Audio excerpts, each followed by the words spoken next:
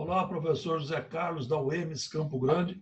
Hoje um caso clínico tirado do livro Casos Clínicos em Adulto, da CID-10, e que desperta muito interesse na psiquiatria, na medicina em geral, porque muitas vezes o cara pratica crime, usa droga, quer alegar sempre que tem algum transtorno de personalidade. E esse aqui é o final, quando a gente falar do diagnóstico dele, vocês vão verificar que é muito comum dizerem assim, fulano tem isso. Mas para diagnosticar transtorno de personalidade, nós precisamos excluir causas orgânicas sempre, né? Também existem testes diagnósticos que as pessoas especializadas, geralmente psicólogos, fazem, teste de personalidade Rorschach, Zullinger e outros. Então, vamos discutir aqui esse caso da René, 21 anos, francesa, solteira, auxiliar de loja, mora com os pais no 6º andar de um prédio. Após a discussão com os pais, René ameaçou se matar pulando da janela. Os pais não souberam o que fazer e chamaram o médico da família, que os encaminhou ao departamento psiquiátrico. Aqui um ponto importante, nessa área não tem essa história de que chamar atenção. Não, eu já tive paciente que a família falou que ela queria chamar atenção e está na cadeira de roda porque caiu no 1º andar de uma sacada. Né? René estava sentado em seu quarto ouvindo rock, heavy metal, em seu aparelho de som. Tinha colocado o volume no máximo e os pais foram ao seu quarto pedir-lhes que diminuísse aquela música louca. Ela se recusou e começou um outro banzé, outra briga. Quando sua mãe desligou o aparelho de som, ela correu para a janela e ameaçou se atirar. Após muita gritaria, René concordou em ser levado ao hospital. Uma vez lá, concordou em ficar apenas porque a situação em casa tinha se tornado totalmente impossível, os relacionamentos, né, principalmente com os pais. De acordo com os pais de René, a situação em casa tinha estado catastrófica nos últimos 5 anos. René era bastante agradável em um momento, mas irritada e propensa a discussões no momento seguinte, sem uma razão real. Parecia feliz e satisfeita por 1 hora ou mais, e então, repentinamente, queixava-se que a vida não tinha mais sentido ou que não valia mais a pena. Em diversas ocasiões, ela tinha saído de casa para morar em um pequeno apartamento por conta própria, mas todas as vezes ela voltava depois de algum tempo para ficar com seus pais novamente. Veja aí a dependência emocional dela, né? Em relação aos pais. Ela nunca parecia saber o que realmente queria, diziam seus pais. Era totalmente irrealista em seus planos para o futuro, mudando-os constantemente. De acordo com seus pais, René foi uma criança normal, saudável até a adolescência. Por volta dos 13 anos, se tornou cada vez mais difícil. Embora fosse uma menina inteligente, tinha problemas na escola. Tirava notas muito boas nas matérias que lhe interessavam, mas ia muito mal naquelas que não gostava. Além disso, seus professores queixavam-se de que ela se comportava de uma maneira indisciplinada. Em casa, tinha cada vez mais discussões com os pais e sua irmã, por questões triviais. Aos 15 anos, ela rodou, foi reprovada e foi solicitado que mudasse de escola. Ela foi inflexível de que queria entrar para uma escola técnica e o fez. Ela era a única menina em sua classe e 1 ano mais tarde ela saiu porque não gostava mais da escola. Começou um curso de artes em um outro estabelecimento, mas logo abandonou totalmente os estudos e começou a trabalhar como auxiliar de loja. Nos anos seguintes, René mudou de emprego com frequência. Em 3 ocasiões, ela ficou sem emprego por vários meses.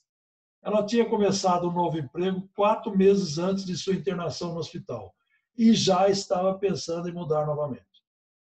Os pais de René disseram que ela não tinha amigos regulares e que rompia relacionamentos por razões insignificantes. Não mantinha vínculos, né? Seus relacionamentos com outros jovens eram descritos como íntimos, entre aspas, mas passageiros. Ela frequentemente se juntava a grupos diferentes de jovens a quem seus pais descreviam como indesejáveis. Alguns desses estavam tomando drogas.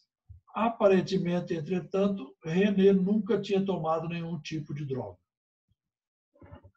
Ela tinha uma aparência bastante atraente e estava bem vestida. Quando chegou pela primeira vez ao hospital, foi insolente e propensa a discussões. Após algum tempo, entretanto, se tornou cooperativa. Ela reconhecia que tinha frequentes sentimentos de ansiedade e depressão e que realmente não sabia quem era ou por que se comportava daquela maneira.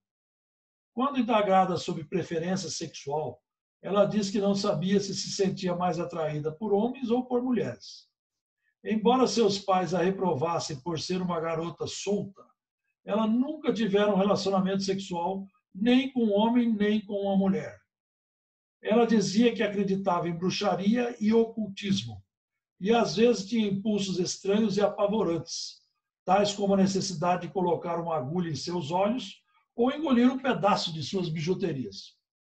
Ela admitiu prontamente que estava dando muito trabalho para os seus pais.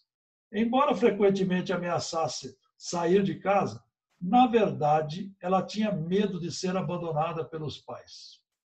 René admitia que tinha ocasionalmente ameaçado se suicidar no passado, após discussões particularmente grandes com seus pais. A razão para essas ameaças, ela dizia, era em parte porque o mundo à sua volta parecia negro naquele momento, e em parte porque ela queria punir seus pais. Embora nunca tivesse realmente tentado se matar, ela dizia que sentia que poderia fazê-lo em um impulso, se as coisas se tornassem sobremaneira ruins em sua vida. Vamos verificar, então, hipótese diagnóstica, tratamento, diagnósticos diferenciais, comorbidades e aspectos éticos e legais. René apresenta um comportamento maladaptativo de longa duração, afetando uma ampla gama de situações pessoais e sociais, associado com sofrimento pessoal e com início durante a adolescência. Essas são características de um transtorno de personalidade, que a gente vai fechar o diagnóstico após os 18 anos. O padrão de comportamento de René é ainda caracterizado por uma tendência marcante a agir impulsivamente e a discutir, juntamente com dificuldade de manter qualquer curso de que não ofereça uma recompensa imediata. Um humor instável e caprichoso, incerteza sobre a identidade pessoal e sexual, tendência a envolver-se em relacionamentos intensos, porém instáveis, além de ameaças recorrentes de autolesão, atitudes também para-suicidas. Né?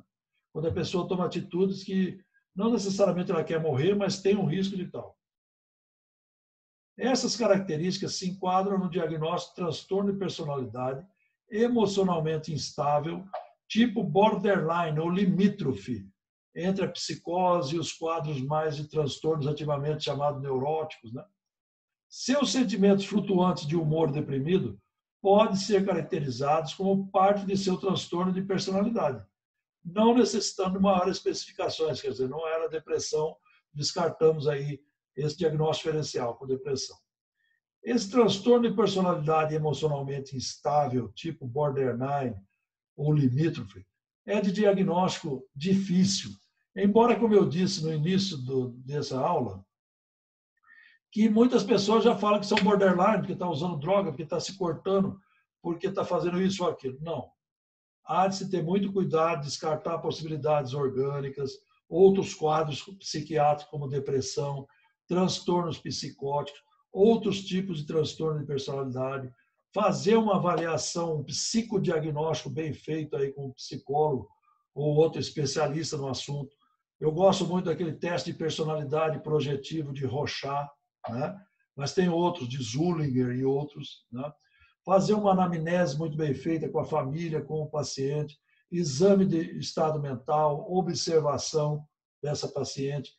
Ele ataque no hospital, então ser bem observada. Levar a sério o que ela fala, porque não existe aquela história de estar querendo chamar atenção. Né? Essas pessoas podem se dar bem, não são todas, com psicoterapia de base analítica ou outras psicoterapias, medicação só sintomática, quer dizer, se está um tanto depressivo, um antidepressivo, mas um ansiolítico talvez, mais para conter impulsos por ansiedade, né? ou então algum anticonvulsivante que controla impulso, tipo topiramato, que é estabilizador de humor também, ou então o carbonato de lítio, que evita impulsos, heteroagressividade e autoagressividade. Então, é muito difícil o diagnóstico, e o tratamento dessas pessoas com transtorno de personalidade borderline. Os aspectos legais, éticos relacionados à perícia valem para outras pessoas, a questão do INSS. Por isso, o site da previdência.gov.br é importante para serem seguidos os mesmos critérios. Muito obrigado, era isso hoje.